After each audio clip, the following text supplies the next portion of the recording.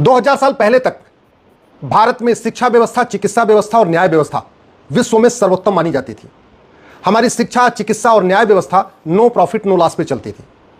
आज सबसे ज्यादा लूट शिक्षा, चिकित्सा और न्याय व्यवस्था में चल रही है। इस समय स्कूलों में एडमिशन हो रहे हैं, लूट चल रही है स्कूलों में। एकदम छोटे से छोटे स्कूल में, कस्बों के स्कूल में 4 से 5 हजार रुपए की किताब खरीदनी पड़ रही है, वो भी नर्सरी, केजी, यूकेजी और फर्स्ट के बच्चों के लिए। अगर थोड़ा सा बेटर स्कूल है, थोड़ा हायर चला गया, मिडिल क्लास का है, तो वहां 10 से 12 हजार रुपए में किताब मिल रही है, किताब का सेट मिल रहा है। और थोड़ा हायर क्लास में चला गया तो फिर तो 20 से 25 हजार रुपए लगता है किताब का। यूनिफॉर्म के नाम पे भी लूट चल रही है। छोटे स्कूलों में 4 से 5 हजार रुपए में यूनिफॉर्म सेट आ रहा है, थोड़ा और ऊपर जाते हैं तो 10 से 15 हजार रुपए लग रहा है यूनिफॉर्म का सेट, और हायर में चले गए तो 20 से 25 हजार रुपए। तो चाहे लोअर क्लास हो, चाहे मिडिल क्लास हो, चाहे अपर क्लास हो, सब लोग इस लूट से परेशान है। किताबों में लूट, यूनिफॉर्म पे लूट, फीस में लूट, एडमिशन के नाम पे लूट। कायदे से अगर किसी स्कूल में एडमिशन हो गया तो जब तक उस स्कूल में बच्चा है वहां बार बार एडमिशन थोड़ी होता है।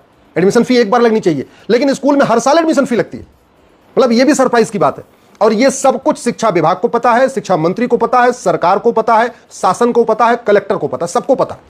ये जो कोचिंग माफिया हैं, जो शिक्षा माफिया हैं, जो किताब माफिया है, ये जो स्कूल माफिया है, इन्होंने पूरे सिस्टम को हाईजैक कर लिया है और शासन प्रशासन देख के चुपचाप खड़ा है। आम जनता के पास कोई रास्ता नहीं है। जनता करे तो क्या करे? अगर थोड़ा सा कोई पेरेंट्स विरोध करता है तो उसको बेइज्जती करते हैं, उसको दुत्कार के भगा देते। किताबों में निगोशिएट तक नहीं करते। 50 रुपए की किताब 500 रुपए में बेचते हैं और एमआरपी पे बेचते हैं। जो किताब एनसीईआरटी की 50 रुपए की मिलती है, सेम वही किताब, वही सिलेबस, उतने ही चैप्टर, प्राइवेट पब्लिशर 500 रुपए में बेच रहे हैं, 10 गुना ज्यादा रेट पे। और ये सब सरकार देख रही है।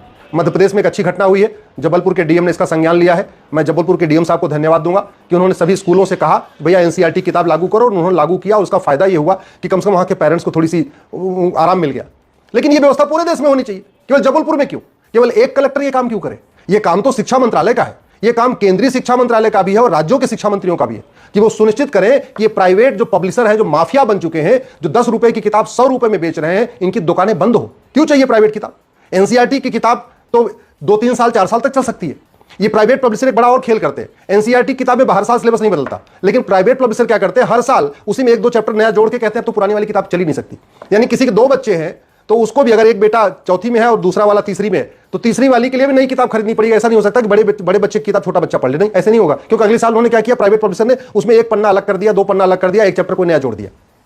इसीलिए ये लोग कोशिश ये करते हैं कि एनसीईआरटी किताब न चले और प्राइवेट पब्लिशर चले। और स्कूल को, चूंकि ये जो पब्लिशर है स्कूल को कमीशन देते हैं, तो स्कूल भी उनके साथ मिली भगत है। पूरा एक नेक्सस बन चुका है। कोचिंग माफियाओं का, स्कूल माफियाओं का, बुक पब्लिशर्स का एक पूरा एक सिंडिकेट बन गया है, इनका एक नेक्सस बन गया है, और ये सब मिलकर पेरेंट्स को लूट रहे हैं।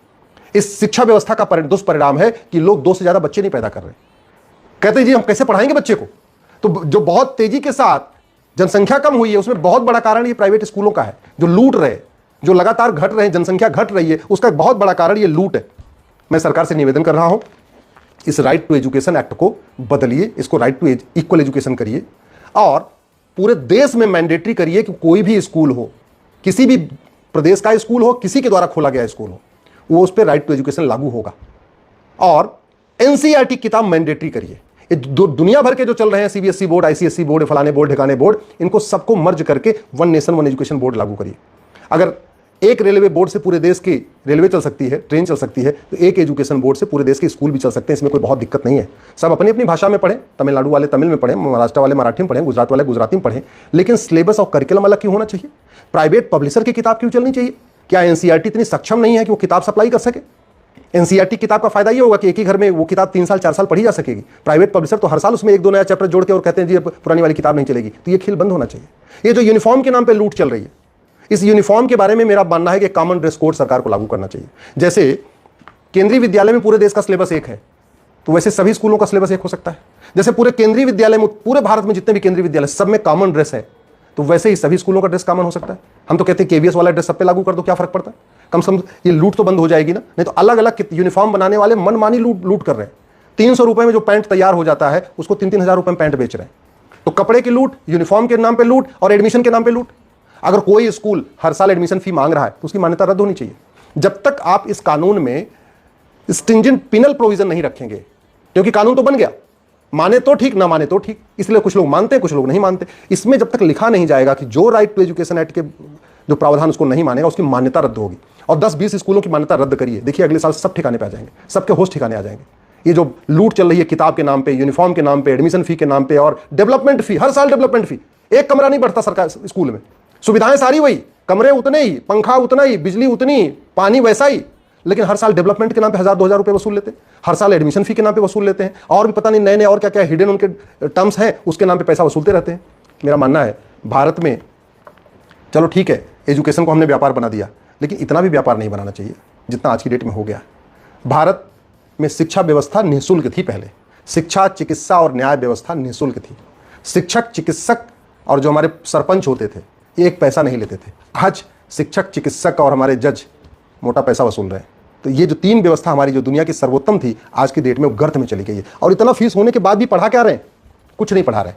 परिवार व्यवस्था टूटती जा रही है, भारत के लोग भारत की संस्कृति भूलते जा रहे हैं, बच्चों के अंदर कोई संस्कार नहीं आ रहा है, माता पिता का सम्मान नहीं करते, आपस में परिवार के साथ मिलकर नहीं रहते, जो पश्चिम का कल्चर बढ़ता जा रहा है। शिक्षा व्यवस्था ऐसा पढ़ाई जा रही है कि स्कूलों में फूहड़ फूहड़ डांस हो रहे, यम नियम सिखाया नहीं जा रहा है, अष्टांग योग सिखाया नहीं जा रहा है, इंद्रियों पर नियंत्रण सिखाया नहीं जा रहा है, माता पिता का सम्मान सिखाया नहीं जा रहा है, आपस में मिलजुल के रहना सिखाया नहीं जा रहा है, हमारे जो पूर्वज थे उनके बारे में सिखाया नहीं जा रहा है, हमारे जो ऋषि महर्षि थे उनके बारे में सिखाया नहीं जा रहा है। हाँ, सिखाया क्या जा रहा है? बाबर, हुमायूं, तुगलक, गजनी, गोरी।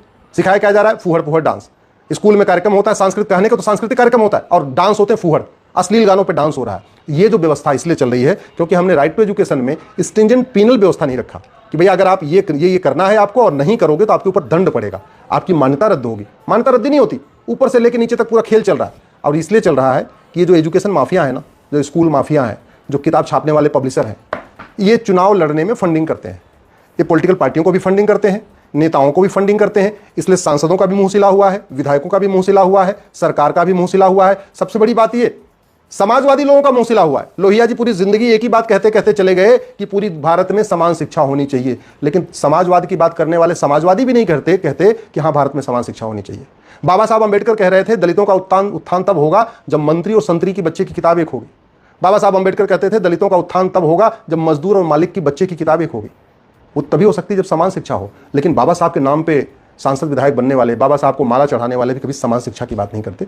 मैंने PIL फाइल किया हुआ है, कोर्ट में मैटर चल रहा है। मैं कह रहा हूँ राइट टू एजुकेशन को राइट टू इक्वल एजुकेशन बनाइए, 1 नेशन 1 एजुकेशन बोर्ड लागू करिए, 1 नेशन 1 सिलेबस लागू करिए। जो प्राइवेट पब्लिशर हैं इनकी दुकानें बंद करिए। भारत में NCERT की किताब मैंडेटरी करिए। बच्चों पे बोझ भी कम होगा, स्कूल का जो बैग है उस बैग का वजन भी कम होगा, और पेरेंट्स को जो जेब काटी जा रही है उस जेब को भी थोड़ा लाभ मिलेगा।